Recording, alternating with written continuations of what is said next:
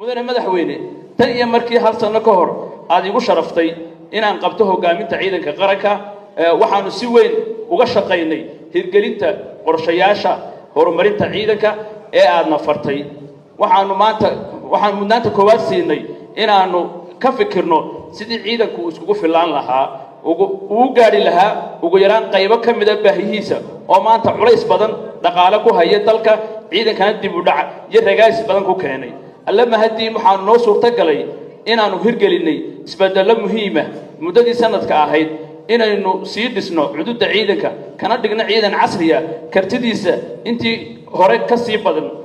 marka laga yimaado barnaamijka weyn aad hindisaheeda lahayd ee ahaa qaramayntii tirakoobkii mushahar kordhintii mudane madaxweyne waxaa noo qabsoomay oo aad maanta xarig ka soo jartay laba ka mid ah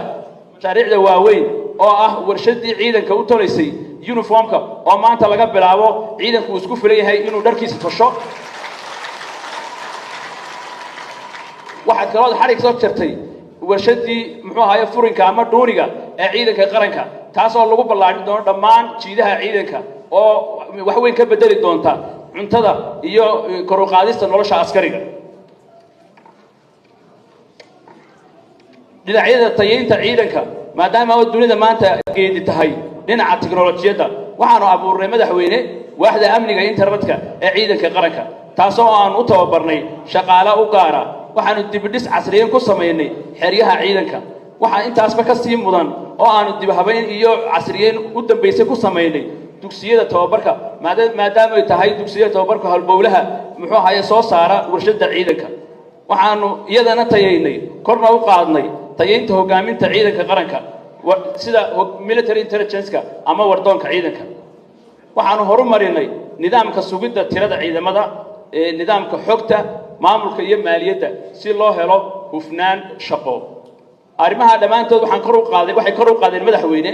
tayeynta iyo moraalka ciidamada waxayna xoojiyeen awoodna u yeeleen la socoshada tirada gaadiidka ciidanka iyo dhammaan baahiyaha uu qabo ciidanku mudane madaxweyne ciidamadeenu kama maarmaan cudud la saaxiib ah ama la jaal ah oo ay iska kaashadaan danahooda waxa aanu kor u qaadnay xiriirka caalamiga ah ee ciidanka qaranka guulaha aanu gaarnay waxaa ka mid ah madaxweyne dadaalada aad nagu hogaaminayso iyo iskaashiga aynu ka helay saaxiibadeenna caalamiga ah waxaanu sanadkiina soo dhaafay safarro dibadeed ku gallay 7 dal oo ah dalalka aynu saaxiibka nahay kuwaas